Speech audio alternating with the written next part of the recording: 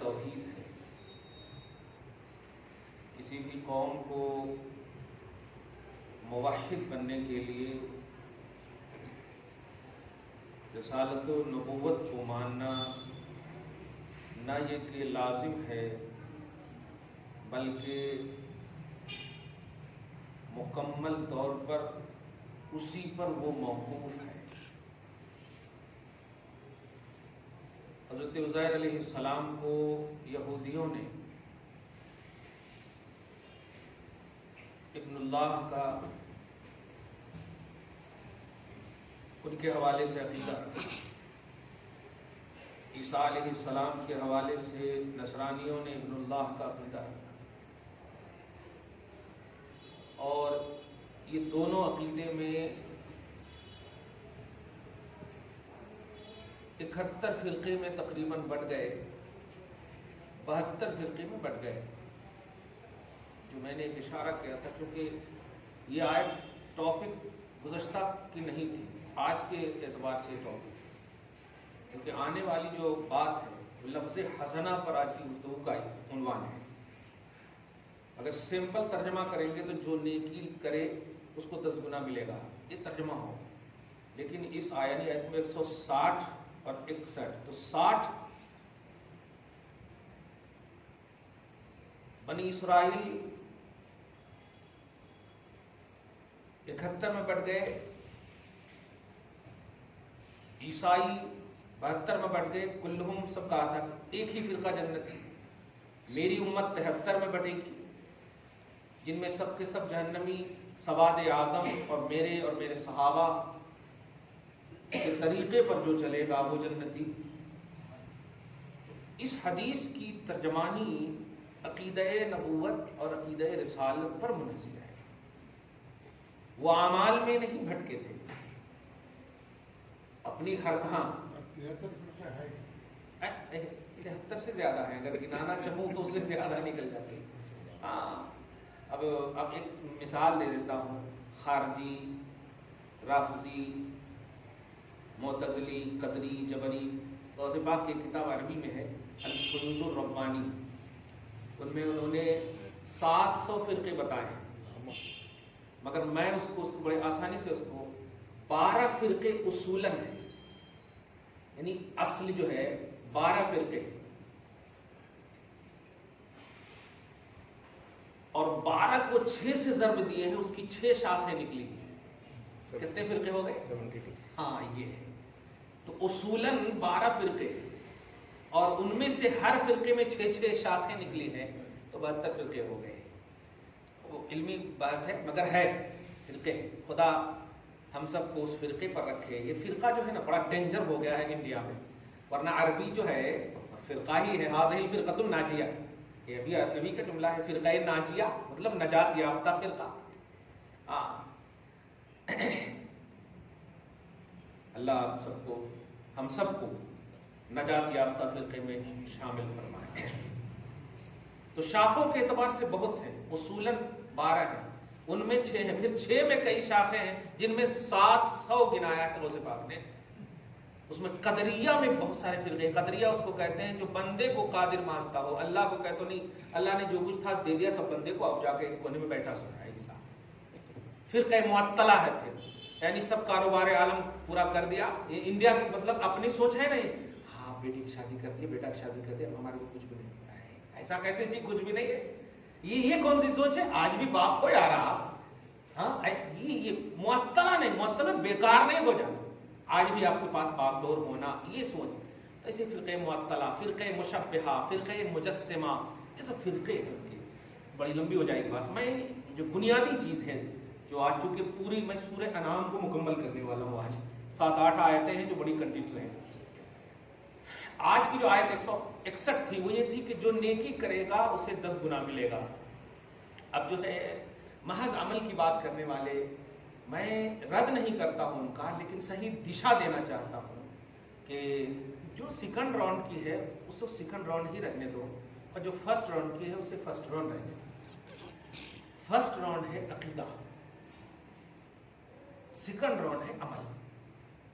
اب عقیدہ first round کیسے ہے؟ ان الذین آمنوا وعملوا الصالحات. ایک دم کلیئر بات ہے، ان الذین آمنوا وعملوا الصالحات۔ پریکٹیکلی طور پر اگر مثال دو تو حضور پاک صلی اللہ علیہ وسلم نے جب اعلان فرمایا تو لوگ ایمان والے ہوئے، پھر کئی سال کے بعد نماز، روزہ، حج، زکوٰۃ کا عنوان ملا۔ صحیح ہے، سڈنلی نہیں، مقدم ایمان ہے جس کا نام آپ عقیدہ دیں، چونکہ عمل کے مقابلے میں عقیدہ بھی بول، عقیدہ اور عمل درست کرو ہے۔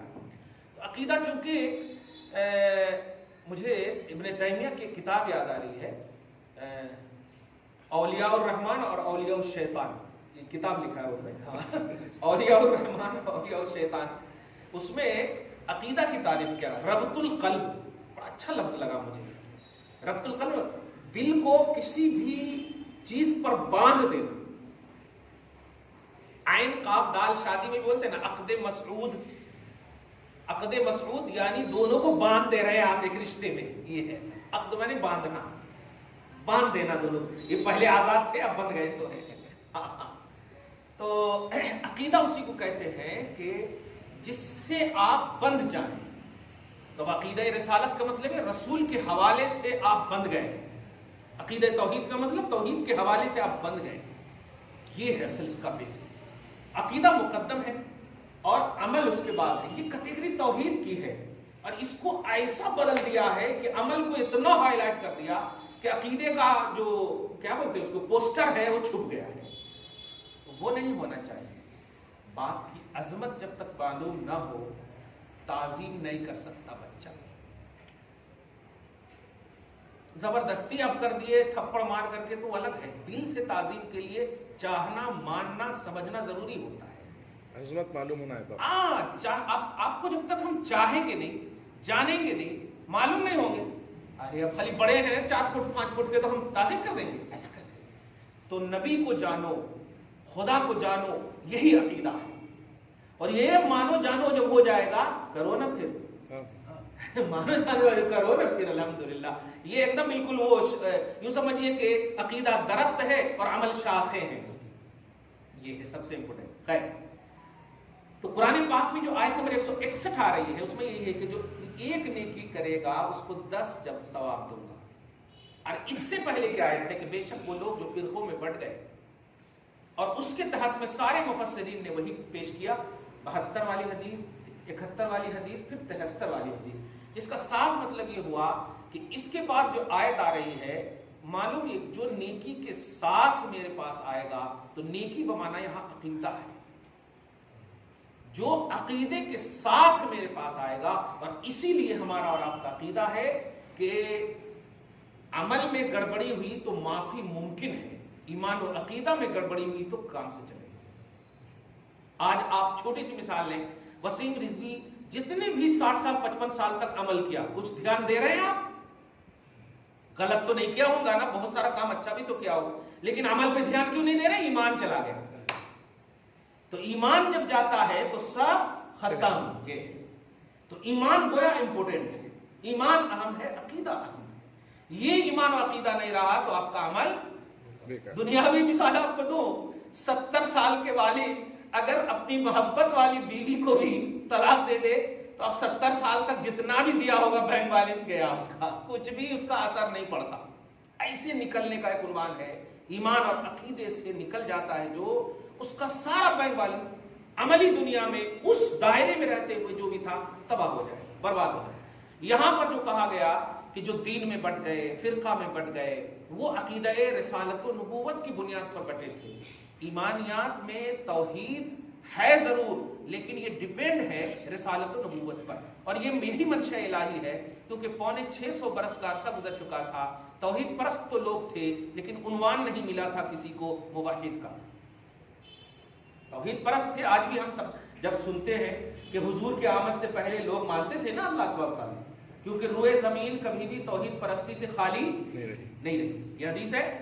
تو حضور جب نئے آئے تھے حضرت عبداللہ کے گھر آمنہ کے پیٹ سے، تو تھا نا حضرت عیسیٰ علیہ السلام کے بعد کا زمانہ، اب یہ جب زمانہ تھا تو توحید پرست بھی تو ہوں گے نا، عنوان کیوں نہیں دیا؟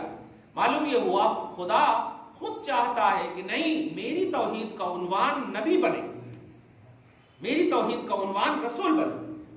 جو رسول اور نبی آئے تو اللہ پاک نے یا ایھا الذین آمنو یہ ایمان کا عنوان دیا. یہ چیز سمجھنا ہے. اب ترجمہ سنیے ایک لائن سے کہ ایمان اور عقیدہ مقدم ہے عمل پر. ایمان اور عقیدہ درست رہا تو پھر عمل میں گڑبڑی بھی ہوئی تو ریلیٹڈ ہو جائے گا, اور اگر درست نہیں رہا, ایمان کامل بھی رہا, عمل کامل بھی رہا تو پھر قابل قبول نہیں ہے. کیوں؟ اس کی ایک وجہ بتاؤ. اس کی وجہ یہ ہے کہ عمل کا ثواب یا عمل کا فائدہ عامل کو ملنے والا, اس میں اللہ کا کچھ نہیں ہے نہ رسول کا کچھ ہے. لیکن عقیدہ میں اللہ کا ہے کہ تو نے میرے اسٹیٹس کو برقرار رکھا. رسالت کے عقیدے میں رسول کو ہے, تو نے میرے اسٹیٹس کو برقرار رکھا, اس لیے عمل کا لحاظ نہیں کیا گیا. اگر عمل اچھا بھی ہے لیکن اللہ کا اسٹیٹس یا رسول کا اسٹیٹس برقرار نہ رہا, چل جاؤ. اور اگر اسٹیٹس برقرار رکھے, عمل میں کچھ گڑبڑی بھی ہے, چل میں ہوں نا, تو کمزور ہو سکتا ہے, میں کمزور نہیں ہوں. یہ خدا پھر کہتا ہے. یہ سب سے امپورٹنٹ ہے کہ عقیدہ رسالت و نبوت اور عقیدہ توحید میں اسٹیٹس کو برقرار رکھنے کا معاملہ ہے. پھر اس آئینے میں جو عمل ہوتا ہے وہ قابل قبول ہوتا ہے. اب ترجمہ سنیے, اب ترجمہ کر دے رہا ہوں صرف مزہ آ جائے. من جاء بالحسنہ فلہ عشر امثالہ. ایک ترجمہ علمی کر رہا ہوں میں. با کا جملہ جب آتا اور لام کا جملہ آتا ہے, میں نے جمعہ میں کبھی کہا تھا ایمان باللہ اور ایمان للہ, ایسا کہا تھا. ایمان باللہ میں ہوتا ہے ایمان واقعی لانا, بلیو کرنا, اور ایمان للہ میں ہوتا ہے بس وقتی طور پر مان لینا. جیسے کہا تھا موسیٰ کی قوم نے لن نؤمن لک, لن نؤمن بک نہیں کہا, لن نؤمن لک حتی نری اللہ, ہم آپ کو نہیں مانیں گے جب تک ہم اللہ کو کھلم کھلا نہ دیکھ لیں. یہ ہم آپ کو نہیں مانیں گے, تو لگا وہاں پر, بیکا نہیں کہا. اور آپ کہتے آمن تو باللہ و ملائکتہ, تو باللہ, سمجھ رہے ہیں آپ. تو ایمان پہ ایسے ہی جاء, ایک لفظ عربی میں جاء آتا جس کا معنی ہوتا آنا. جاء یجیء, اب عرب گئے ہوں گے تو پانی لانے کو بولتے ہیں نا, جی بالما پانی لا. تو جاء معنی ہوتا آنا, اور اس کے ساتھ اگر با لگ جائے جاء کے بعد تو اس کا معنی ہوتا لانا, آنا نہیں. جاء کے بعد با آ جائے جس کو صلہ بولتے ہیں. اب انگلش میں کیا بولتے ہیں پتہ نہیں, پرونون وغیرہ کیا بولتے ہیں, خیر. تو جاء کے بعد با آ جائے تو لانا مانا ہوتا. اب ترجمہ جو میں کر رہا ہوں, من جاء جو آیا, لفظی ترجمہ پہلے, بالحسنہ نیکی کے ساتھ, جو آیا نیکی کے ساتھ. اب اسی کو اہل عرب نے اس طرح سے اب ترجمہ کر دیا جو نیکی لے کر آیا. مفہوم ایک دم وہی ہے, جو نیکی کے ساتھ آیا مطلب جو نیکی لے کر آیا. اب جو میں نے عقیدہ ایک عنوان دیا ہے وہ یہی ہے, کیونکہ عقیدے پر نہیں مریں گے, کسی حال میں آپ کا عمل معتبر اور مقبول نہیں ہوگا. اللہ اب دیکھیے فرما رہا جو نیکی کے ساتھ آیا مطلب اچھا عقیدہ لے کر کے آیا, تب جا کر کے اس کے آگے کے مراحل جو ہے. اچھا, مرنے کے بعد آپ دیکھیے کہیں پر بھی عملی دنیا کا کوئی عنوان نہیں سج رہا ہے. رب کے عقیدے کے بارے میں پوچھا جا رہا تیرا رب کون ہے, مذہب کے بارے میں پوچھا جا رہا ہے کس عقیدے کے مذہب سے تعلق رکھتے تھے, تیرا دین کیا ہے, اور نبی کے بارے میں پوچھا جا رہا ہے. نماز, روزہ, حج, زکات کچھ نہیں پوچھا جا رہا ہے. یہاں پر دیکھیں آپ, معلوم ہے خاتمہ میں بھی عقیدے کا لحاظ, اور پھر خاتمہ کے بعد بھی عقیدے ہی کا سوال, کیونکہ عمل کا کوئی لحاظ ہی نہیں ہے. وہ عمل سب سے اعلیٰ عمل ہے جو عقیدے کے آئینے میں ہو. پھر تو چھوٹا بھی کتنا کر دے گا, فرماتا فلہ عشر امثالہا, جو اچھا عقیدہ لے کر آیا اس کے ایک عمل کا ثواب بھی 10 گنا دوں گا. یہ دیکھیں, اس کے ایک عمل کا ثواب بھی 10 گنا دوں گا. اس کو عمومی طور پر نہیں سمجھیے گا کہ دیکھو ایک کا ثواب, جیسے حدیث میں بھی وہ سنا ایک پڑھے تو 10. اچھا, افسوس یہ ہے کہ درود کی جب توضیح کرتے ہیں نا کہ ایک مرتبہ درود پڑھے تو 10 نیکی ملتی, 10 درجے بلند ہوتے اور 10 گنا معاف ہوتے. یہ تو کوانٹٹی دیکھ لیے, لیکن یہ نہیں سوچے کس پہ پڑھتے. یہ نہیں سوچے کس پہ پڑھتے. یہ معاف اللہ تعالیٰ تیرے پڑھنے کی وجہ سے نہیں کر رہا, جس پہ پڑھ رہا اس کی وجہ سے کر رہا. سمجھ رہے ہیں آپ. ہاں, درود کا تعلق خدا کی عبادت ظاہری طور پر نہیں ہے, درود مصطفیٰ پر پڑھ رہے ہو, اس لیے اللہ پاک نے کہا کہ اے میرے حبیب کا صدقہ لے لو. ہاں, حبیب کا صدقہ لے لو, یہ ہے اصل عنوان. تو یہ گہرائی فکر نہیں رکھتے ہیں. کیوں؟ پوزیٹیوٹی نہیں ہے. محبت کریں آپ, قسم خدا کی بڑا مزہ آئے گا, سینہ مدینہ بن جائے گا. اللہ فرماتا ہے فلہو اشر امثالھا، جو خوش عقیدگی، اب ترجمہ کیجیے، جو عقیدہ اچھا لے کر آئے گا میں اس کے ایک عمل کو 10 درجہ دے دوں گا، اور رمضان ہو تو کتنا دوں گا پتہ نہیں۔ دوں گا کا ایک عنوان تو بناؤ، دوں گا کا عنوان ہے خوش عقیدہ ہونا، پھر میرے اوپر چھوڑ دو، پھر تم خود کہو گے اتنا اے اللہ پھر بھیج دنیا میں، یہ ہے اصل مفہوم، پھر بھیج دنیا میں۔ اگر تو اتنا دینا چاہتا تو اللہ پھر وہاں بھی کہے گا میں یہ عمل کی وجہ سے نہیں دے رہا ہوں، اس کی وجہ سے دے رہا ہوں، عمل تو اس سے ریلیٹڈ ہے۔ کیا بات ہے، الحمدللہ۔ اور آگے دیکھیے کرم دیکھیے، ومن جاء بالسیئۃ، یہی کہا تھا میں نے کہ عقیدہ اگر اچھا رہا تو اللہ دیتا ہی رہے گا، اور عقیدے کے بعد اگر عمل میں گڑبڑی ہوئی تو جتنا آپ غلطی کریں گے نا اتنے ہی دے گا آپ کو، اس میں بڑھائے گا نہیں۔ آپ سمجھ رہے ہیں، ایک غلطی کرے تو ایک ہی اس کی سزا دے گا۔ ومن جاء بالسیئۃ فلا یجزی الا مثلھا، کیا بات ہے، اس کا بدلہ صرف اتنا ہی دے گا۔ دیکھا آپ نے، تو کیوں اتنا ہی دے گا؟ سوال یہ ہے جب گڑبڑی ہے تو کیوں؟ کہا عقیدہ تو بچا ہوا ہے نا، یہ ہے دیکھیے عقیدہ بچا ہوا ہے، اس عقیدے نے بچا لیا کوانٹیٹی کو، ہاں اتنا ہی دے گا۔ لیکن اس کا مطلب یہ ہوا فیضان عقیدہ ایک عمل پر بھی بھاری پڑ جاتا ہے، ایک عمل پر بھی اچھا ہو تو کوانٹیٹی بڑھا دیتا ہے، اور خراب ہو تو وہیں پر روک دیتا ہے۔ ہاں اسی لیے حدیث پاک میں آپ سنے ہوں گے صحیح مسلم وغیرہ میں کہ اس پر نیک لکھنے والے فرشتے، نیکی لکھنے والے، اور اس پر بدی لکھنے والے فرشتے ہیں نا۔ اب فیضان دیکھیے اللہ کا، سب کچھ جاننے کے باوجود رسول پاک صلی اللہ علیہ وسلم جب فرما رہے تھے تو نیکی والے کو جب فرما رہے تھے تو مسکرا رہے تھے، اور بدی والے کو جب فرما رہے تھے تو تھوڑی سی تغیر تھا چہرے پہ۔ اب غور کیجئے کیا کہ اللہ پاک نے پھر فرشتے کو یہ حکم دے دیا کہ سنو، اگر یہ نیکی کا ارادہ کر لینا تو یہ رائٹ ہینڈ کے فرشتے شروع کر دو لکھنا، میرا آرڈر ہے۔ اور میرے نبی مسکرائے ہیں، دیکھیے آپ یہ لطیف مطالعہ کریں گے آپ گہرائی میں جا کے، خالی ارادہ کر لیا آپ نے عشاء میں آنا ہے نماز پڑھنے، ختم، ارادہ کر لیا۔ اگر آپ رات بھر نہیں بھی پڑھ سکے نا تو نہیں پڑھنے کا وہ عذاب تو بعد میں ہوگا، لیکن رات بھر آپ کو ثواب ملے گا۔ ارادہ کر لیا ہے آپ نے، رات بھر ثواب ملے گا۔ اسی میں اگر انتقال کر گئے تو نمازی اٹھائے جائیں گے آپ، الحمدللہ۔ ارے باپ رے باپ، مگر یہ ایک دم پختہ عقیدہ، پختہ ارادہ آپ کر لیں، نیکی کا ارادہ کرنے والوں لکھ لیا۔ اللہ کی بارگاہ میں جب اعمال پیش ہوں گے نا، یہ کہاں ہے، یہ تو کرانے، میرے حبیب نے کہا تھا نا، تو حبیب کی خاطر کہہ دیا تھا نا۔ اچھا اس کے بعد سنیے، یہ اس طرح والے برا ارادہ کرنے والے سوچتے بھی ہیں نا وہ بہت دیر ہو گئے لکھا سو نہیں، ایسا یہ نیکی کرنے والے فرشتے کو یہ حکم ہے، یہ اجازت اللہ کی طرف سے ہے کہ تم ان کو روک سکتے ہو۔ حتی یعمل، جب تک کہ عمل کرنے والا عمل کو واقع نہ کر دے، واقع بمانا کمپلیٹ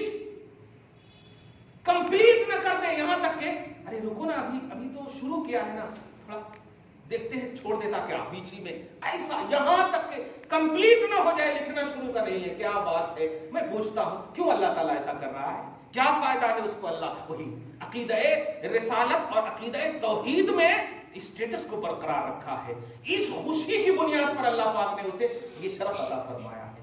اللہ پاک آپ کو اس طرف والے سے محفوظ فرمائے، اس طرف والے سے محفوظ فرمائے۔ الا مثل وهم لا یظلمون، کچھ نہیں زیادہ کیا جائے گا۔ آگے دیکھیے آپ، الحمدللہ، قل اننی، میں جتنی باتیں یہاں کہا ہوں آپ قل کے جھنکار میں وہ ساری باتیں سنیے، 1 2 3 تین قل ہے اور 3 آیتیں آپ دیکھیں، آپ قسم خدا کی کیا بات ہے۔ قل، حبیب مکرم آپ کہیے۔ جانتے ہیں نبی کی حقانیت کی سب سے بڑی اور اچھی دلیل یہ ہے کہ اللہ پاک نے آپ کی تربیت فرمائی۔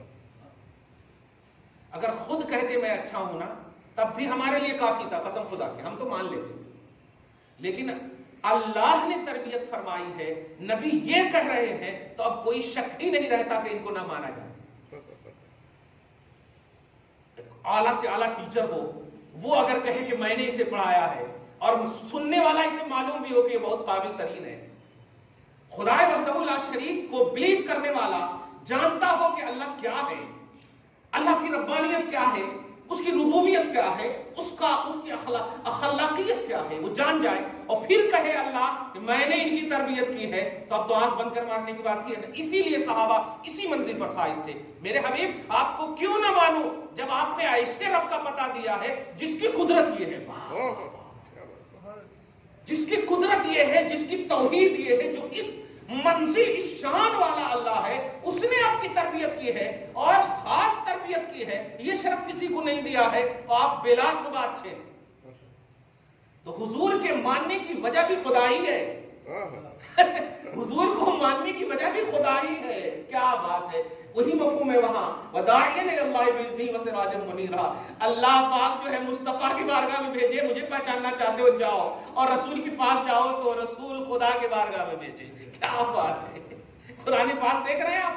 اب دیکھیے نا، اہدنا الصراط المستقیم، کیا مانگ رہے ہیں آپ اللہ سے؟ صراط مستقیم پر چلا، اور صراط مستقیم کی بنیاد ہے محمد الرسول اللہ۔ انعام یافتہ بندوں میں سر فہرست نبی، تو اب اللہ سے مانگ رہے ہیں نبی، اور نبی کے پاس گئے تو نبی دے رہے ہیں خدا۔ کیا بات ہے، یہ رشتہ بڑا خوبصورت ہے۔ اللہ فرماتا قل، حبیب مکرم آپ کہیے، اننی ہدانی ربی، سنو مجھے میرے رب نے الی صراط مستقیم، سیدھی راہ پر رکھا ہے، مجھے میرے رب نے سیدھی راہ پر رکھا ہے۔ اس ایک ایک لفظ پر غور کریں گے نا تب صحیح ترجمہ ہوگا۔ ہدانی ربی اگر صرف ہوتی نا تو ترجمہ آپ کر کے نکل جاتے کہ ہاں ہدایت کا راستہ دکھایا، جیسے بہت سارے اننی پر غور کیجیے، اس لیے میں نے ہے کا لفظ بڑھایا ہے وہاں پہ کہ مجھے میرے رب نے صراط مستقیم پر رکھا ہے، صراط مستقیم پر رکھا ہے۔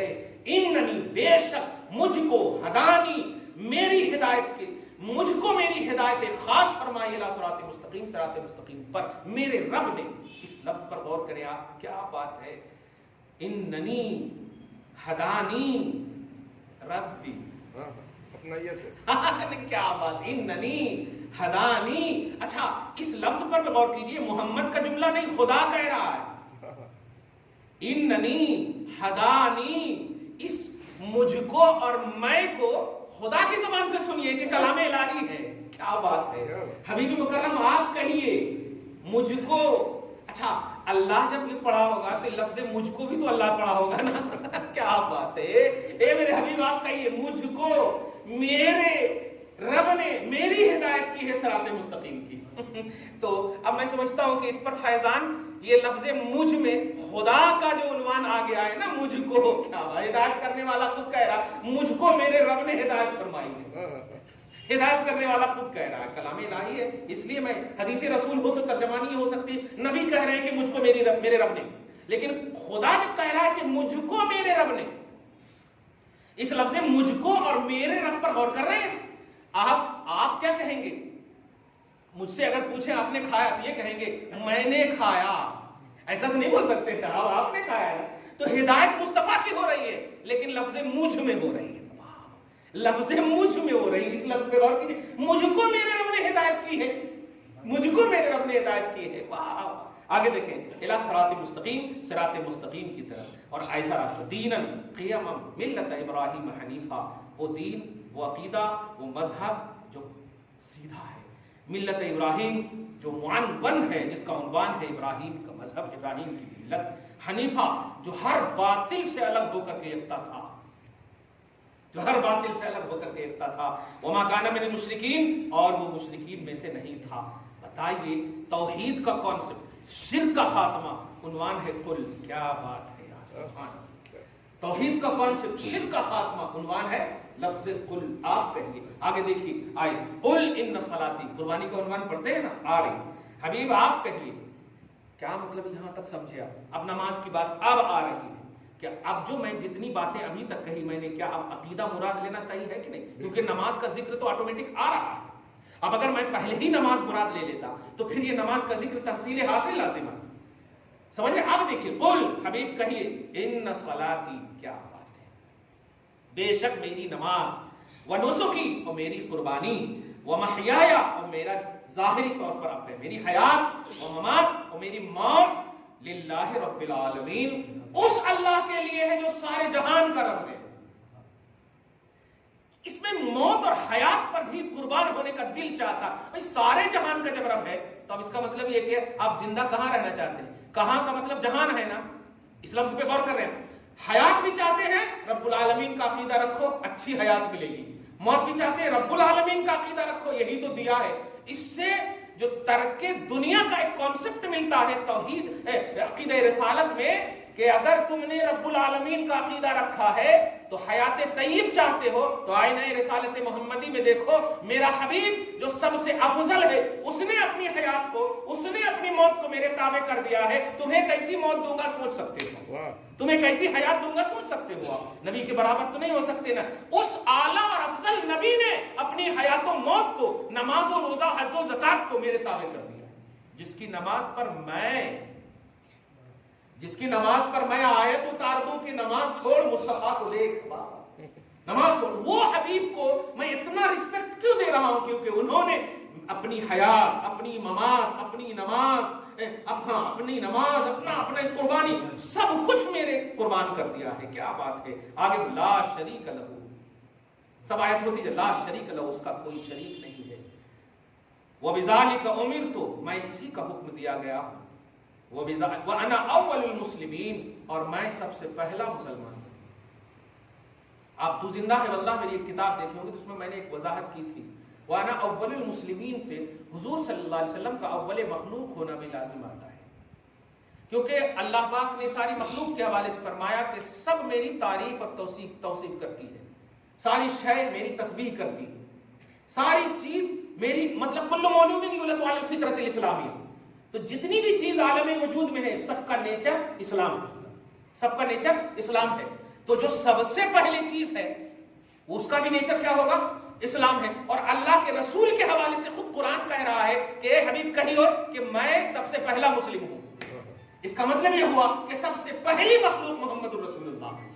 اس آیت سے بھی معلوم ہو سب سے پہلی مخلوق. خیر آگے دی قل اغیر اللہ ابغی ربا وهو رب کل شیء. اے حبیب آپ کہیے، لفظ قل پر آپ جائیے گا اچھا تصور لے کر، آپ کہیے کیا میں اللہ کے علاوہ کی خواہش رکھوں؟ نہیں ایسا ترجمہ مت کیجیے. کیا غیر اللہ کی خواہش رکھوں؟ اللہ کے علاوہ تو آپ ہم بھی ہیں، خواہش تو رکھنا ہے. غیر اللہ میں قرآن کا جو کانسیپٹ ہے وہ اپوزٹ بلکہ اپوزیشن کا کانسیپٹ ہے. اور اللہ کے محبوب بندے اپوزیشن نہیں ہوتے، پارٹنر بھی نہیں ہوتے. دھیان دیجیے، پارٹنر بھی نہیں ہوتے، اپوزیشن بھی نہیں ہوتے، ساتھ ساتھ ہوتے ہیں، مقرب ہوتے ہیں، محبوب ہوتے ہیں. یہ سب عنوان ہے اللہ کے محبوب بندے. قرآن پاک میں کہیں بھی اللہ کے ولی کو غیر اللہ کا جملہ نہیں کہا گیا. ان اولیاءہ الا المتقون الا ان اولیاء اللہ لا خوف علیہم. کہیں پر میں نے الا ان غیر اللہ لا خوف علیہم نہیں کہا گیا. تو اللہ کے محبوب بندے یہ عنوان ہے، ولی یہ عنوان ہے، ناصر یہ عنوان ہے، مقرب یہ عنوان ہے، غیر عنوان ہے. غیر جہاں کہیں بھی آیا ہے وہ بت مراد ہے، اپوزیشن مراد ہے. تو اب اللہ پاک دیکھیے اپنے حبیب کے ذریعے سے شرک کا خاتمہ کیسے فرما رہا. میرے حبیب کہیے اغیر اللہ ابغی، کیا میں غیر اللہ کی خواہش کروں؟ اس کا مطلب نبی پاک صلی اللہ علیہ وسلم اگر صحابہ کرام سے چندہ مانگ رہے ہیں تو غیر اللہ سے نہیں مانگ رہے ہیں، وہ محبوب اللہ سے مانگ رہے ہیں. سمجھ رہے ہیں نا؟ اگر مانگ رہے ہیں تو یہ مانگنا یہ شرک نہیں ہو سکتا، کیونکہ غیر اللہ سے مانگنا شرک ہے، محبوب اللہ سے مانگنا شرک نہیں ہے. اللہ کے محبوب بندوں سے مانگنا شرک نہیں. یہ کانسیپٹ ہے قرآن پاک کا. اس لفظ غیر پر غور کیجئے گا. کہتے ہیں کیا میں غیر اللہ کے علاوہ خواہش کروں؟ وَهُوَ رَبُّ كُلِّ شَيْءٍ، جبکہ میرا رب ہر چیز کا رب ہے.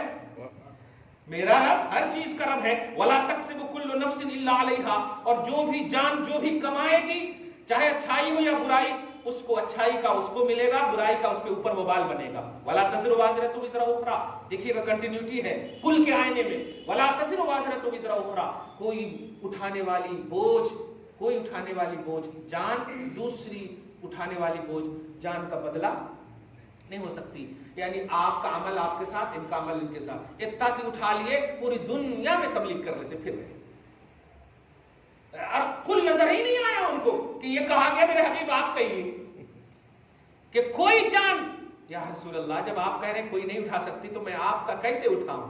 معلوم ہے وہ غیر اللہ کے حوالے سے عقیدہ رکھنا کہ جب تم نیکوکار ہو تو تمہاری نیکی کا تو تم کو کمپلسری ثواب ملے گا، لیکن ایسا نہیں کہ آپ بیٹھے رہو اور بس آپ انتظار کرتے ہو، نہیں وہ کر رہے ہیں نا، نہیں نہیں نہیں نہیں نہیں، ایسا نہیں. آپ بھی کرتے رہو، ہم بھی کرتے رہیں. ہم میں کچھ کمی ہوگی، آپ میرے دوست ہیں، آپ مدد کر دینا. آپ میں کچھ کمی ہوگی، ہم آپ کے دوست ہیں، مدد کر دیں گے. سورہ زخرف کی آیت نمبر 67 میں اس بات کا ذکر ہے. الاخلاء یومئذ بعضهم لبعض عدو الا المتقین، کہ گہرے سے گہرا دوست بھی بھاگتا ہوا نظر آئے گا، لیکن تقوی پر جس کی دوستی کا معیار ہوگا وہ ایک دوسرے کی مدد کرتا ہوا نظر آئے گا. یہ قرآن پاک میں کانسیپٹ ہے. تو غیر اللہ کا عنوان بلا شبہ نہ ماننے کا عنوان بن سکتا، نہ مدد کرنے کا عنوان بن سکتا، لیکن محبوب اللہ کا عنوان یہ توحید کا عنوان ہے، ان سے مانگنا، ان سے لینا. آگے دیکھیں اللہ فرماتا ثم الى ربكم مرجعكم فينبئكم بما كنتم فيه تختلفون. اب یہ سب کا ترجمہ یہ کہ اے حبیب کہیے پھر تم سب اپنے رب کی طرف لوٹو گے، پھر تمہیں خبر دے دی جائے گی ان تمام چیزوں کی جس میں تم اختلاف کرتے تھے. تم کہتے تھے بنو اسحاق میں کیوں نہیں آئے؟ ہم بھیج رہے ہیں. بھیجنے والا فل اٹینشن کے ساتھ بھیج رہا، جس کو بھیج رہا وہ ٹینشن میں ہے. کمال ہے. دیکھ رہے میں خبر دوں گا تمہیں، کیوں تم نے اپنی مانی. میں نے کہا تھا جس کو میں بھیج دوں تمہیں ماننا ہے. میں نے بھیجا بنو اسماعیل میں محمد کو، ماننا تھا تمہیں. اور سب سے بڑی بات ما عرفو، جو بھی توریت اور انجیل میں تم پڑھے تھے وہ ساری نشانات کے ساتھ محمد آئے ہیں، پھر بھی تم نہیں مان رہے ہو. میرے حبیب کہہ دیجئے دوں گا، بتاؤں گا. آخری آیت سنی، وَهُوَ الَّذِي جَعَلَكُمْ خَلَائِفَ الْأَرْضِ وَرَفَعَ بَعْضَكُمْ فَوْقَ بَعْضٍ دَرَجَاتٍ. کیا بات ہے. وہی اللہ جو زمین میں اپنا خلیفہ بناتا ہے. اب آپ کتنا کلیئر مفہوم ہے. کس کو بنائے گا خلیفہ؟ آپ بتائیں کس کو بنائے گا خلیفہ؟ جو توحید کا عکس ہوگا، جو توحید کا محافظ ہوگا، اسی کو تو بنائے گا. کیا ناخلف کو خلیفہ بنائے گا؟ جب اللہ کہہ رہا، اس کا کیا مطلب ہوا کہ خلیفہ بنانے کا مطلب کیا ہوا؟ مدد میری ہوگی، خلیفہ سے لینا. یہی تو مطلب. ورنہ اگر ڈائریکٹ ہی دینا مقصود ہوتا تو خلیفہ بنانے کی بات کہیں کرتا. کلیئر بات ہے نا بھائی. اللہ فرما رہا خود کہ وہی اللہ جس نے زمین پر خلیفہ بنایا. اور آدم علیہ السلام کے بارے میں تو مشہور ہی ہے انی جاعل فی الارض خلیفہ. یہ کانسیپٹ جو ہے محبوب اللہ کا کانسیپٹ سمجھیے. وہ اللہ بے شک ہر چیز پر قادر ہے، خلیفہ بنانے پر بھی قادر ہے، دوسرے کے ذریعے مدد کرنے پر بھی قادر ہے، محبوبان الہ کی بارگاہ میں جھکانے پر بھی قادر ہے. کیونکہ آج میں یوٹیوب وغیرہ پر دیکھ رہا ہوں عجیب کیڑے مکوڑے کی طرح سازشیں چل رہی ہیں. آپ ان جانب دھیان مت دیجیے. جو کوئی بھی غلط ایکسپلین کرے لفظ غیر، من دون اللہ، یہ سب کا کانسیپٹ اپنے دماغ میں بٹھا لیجیے. اللہ کے محبوب بندوں سے مانگنا عین توحید ہے. یہ شرک نہیں ہے بلکہ شرک شکن عقیدہ ہے. ہاں غیر اللہ سے مانگنا شرک ہے. اگر آپ اللہ کے ولی کو غیر اللہ کہتے ہو تب بالکل شرک ہے، لیکن وہ غیر اللہ نہیں ہے. غیر اللہ کا کانسیپٹ قرآن میں موجود ہے. لا تعبدون من دون اللہ، یہ ہے غیر اللہ. اللہ کے سوا کسی اور کو نہ پکارو، کسی اور کی عبادت نہ کرو، یہ ہے من دون اللہ. لیکن قرآن میں کہیں پر بھی اولیاء من اولیاء اللہ یہ کہیں نہیں دکھا سکتے کہ کہا گیا ہو لا تعبدون اولیاء اللہ، اعبدوا اولیاء اللہ. اس طرح کا جملہ کہیں نہیں. من دون اللہ، یہ من دون اللہ وہی بت مراد ہے، لات و عزا مراد ہے. سمجھ رہے نا؟